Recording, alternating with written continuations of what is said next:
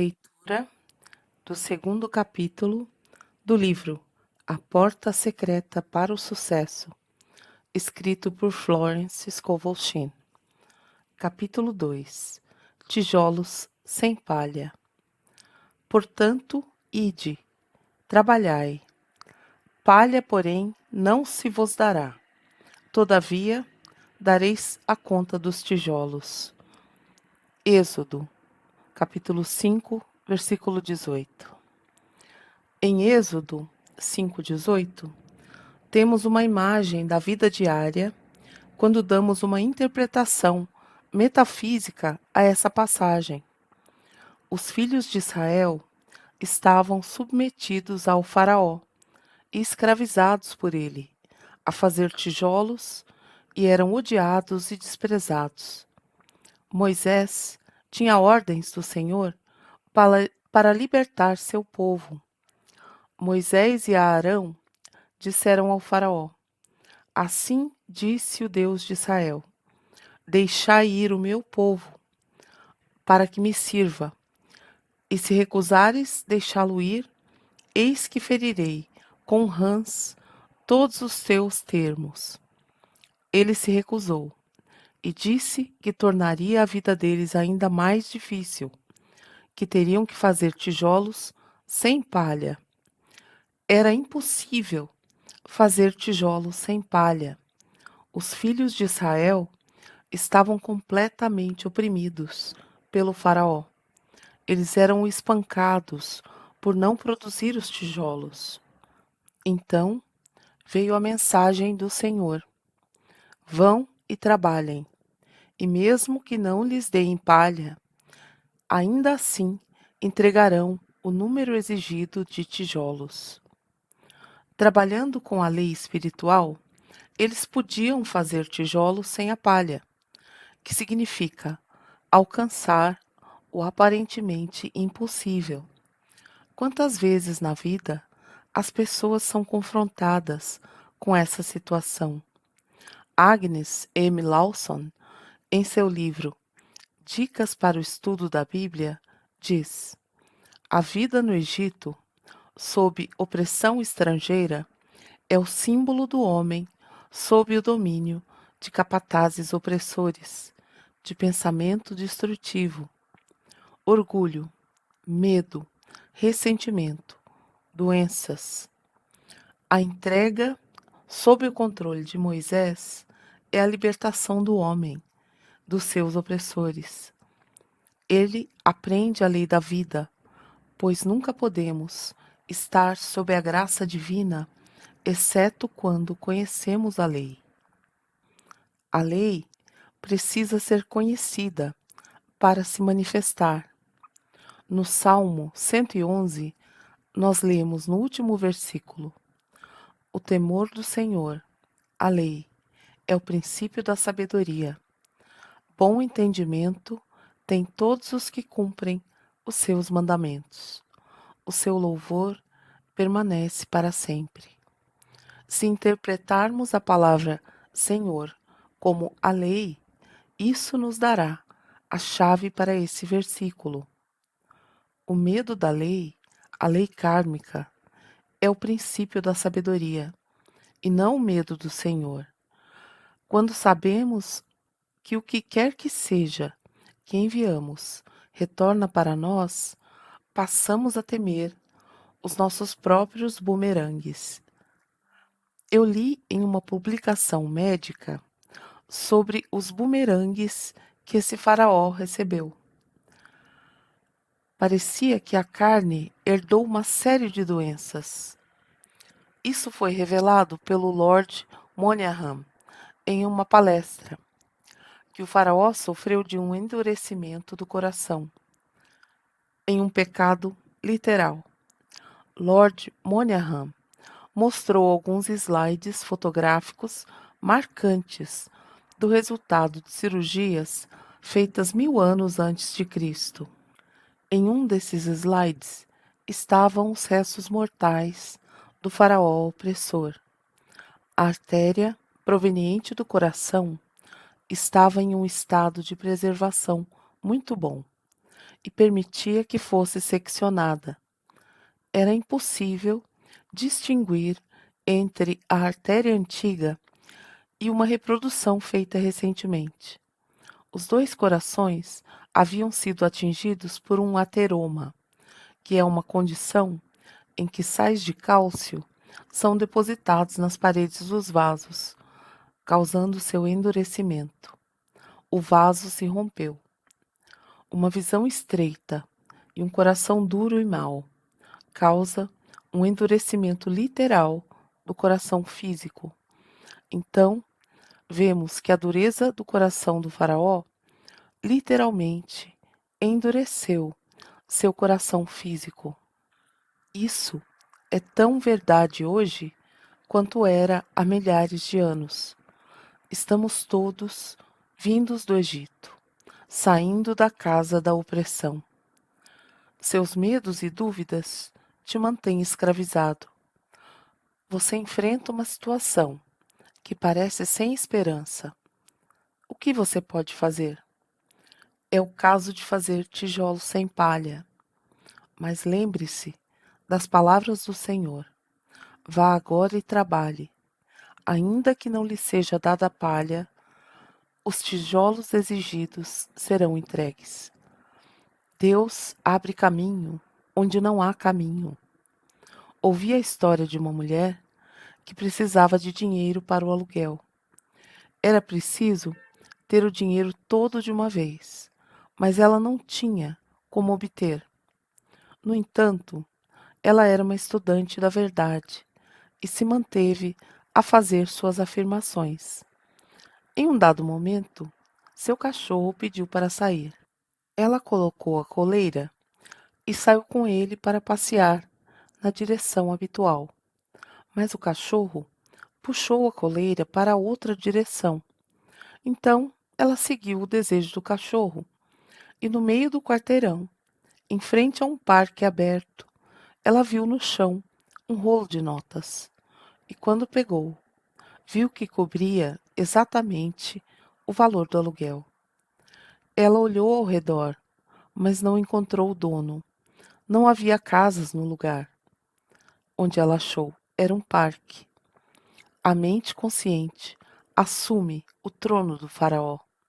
Ela diz constantemente: não há jeito de resolver isso.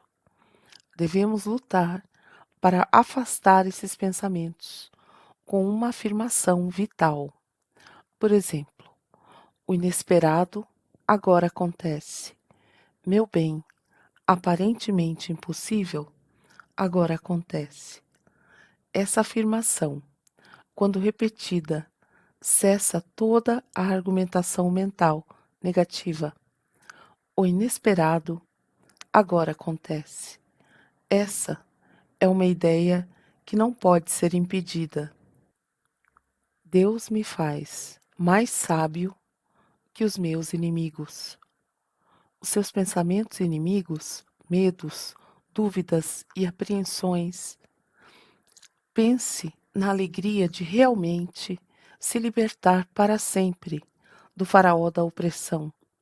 Foque na ideia de segurança, saúde, felicidade e abundância estabelecidas no seu subconsciente. Isso significa uma vida livre de toda limitação. Seria o reino sobre o qual nos falou Jesus Cristo, onde todas as coisas são automaticamente acrescentadas. Eu digo automaticamente acrescentadas porque toda vida é vibração. E quando nós vibramos no sucesso, felicidade e abundância, as coisas que simbolizam esses estados de consciência são atraídas para nós. Sinta-se rico e de sucesso, e de repente você receberá dinheiro ou um belo presente. Uma vez fui a uma festa onde as pessoas estavam a jogar vários jogos e o vencedor recebia um presente. Um dos prêmios era um lindo ventilador. Entre os presentes havia uma mulher muito rica, que tinha tudo. Ela se chamava Clara. Os pobres e ressentidos se juntavam e sussurravam: espero que a Clara não ganhe o ventilador. É claro que ela ganhou o ventilador. Ela era despreocupada e vibrava na abundância. Inveja e ressentimento curto-circuitam o seu bem e mantêm os seus prêmios longe. Se acontecer de você se sentir ressentido ou com inveja, faça essa afirmação: o que Deus faz pelos outros, agora o faz para mim, e mais. Então, todos os seus prêmios da vida virão ao seu encontro. Ninguém dá ao homem, senão ele mesmo, e ninguém lhe tira nada, senão ele mesmo. O jogo da vida é um jogo de paciência. Quando você muda, todas as circunstâncias mudam. Voltando ao faraó, o opressor, ninguém ama um opressor. Eu me lembro de uma velha amiga. Seu nome era Lady. Seu pai tinha muito dinheiro e mantinha ela e sua mãe com comida e roupas, mas sem nenhum luxo. Frequentamos juntas a escola de arte e todos os alunos compravam reproduções ou algo para trazer a arte para suas casas. O pai da minha amiga chamava todas essas coisas de enganações. Ele dizia: não traga nenhuma enganação para casa. Ela vivia uma vida sem graça, sem nenhuma peça de arte. Ela sempre dizia, ele sempre dizia a ela e sua mãe: quando eu morrer, vocês ficarão bem. Um dia alguém disse a Led: quando você vai para o exterior? Todos os estudantes de arte vão para o exterior. Ela respondeu: não até que meu pai morra. As pessoas sempre almejam estar livres de falta e limitação. Vamos nos libertar da tirania dos pensamentos negativos.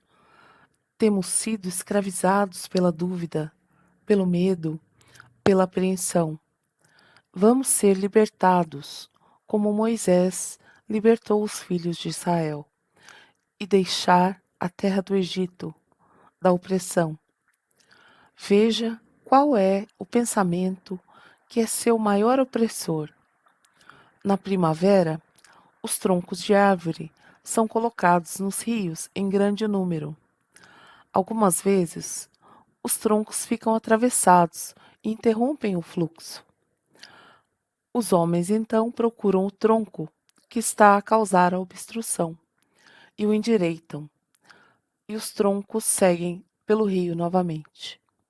Talvez o seu tronco atravessado seja o ressentimento. Quanto mais você se ressente, mais terá motivos para se ressentir. Você cria um rastro de ressentimento em sua mente, e sua expressão será de um ressentimento habitual.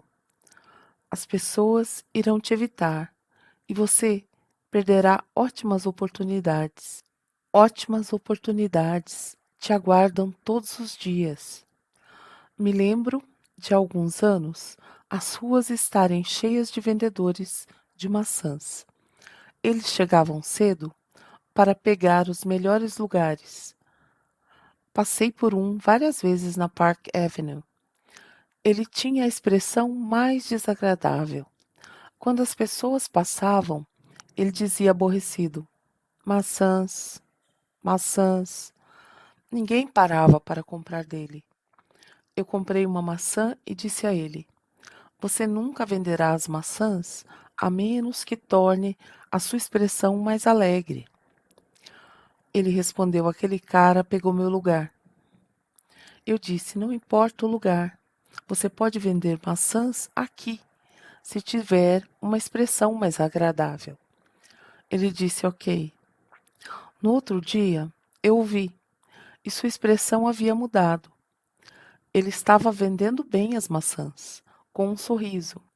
Encontre o seu tronco atravessado e os seus troncos de sucesso, saúde, abundância irão fluir pelo seu rio. Siga e trabalhe, e ainda que não lhe seja dada palha, você entregará os tijolos. Esse é o final do capítulo 2. Espero que tenham gostado. Se gostarem e conheçam alguém que possa gostar do conteúdo, compartilhem, por favor. Deixem seu like. Muito obrigada. Até o próximo capítulo.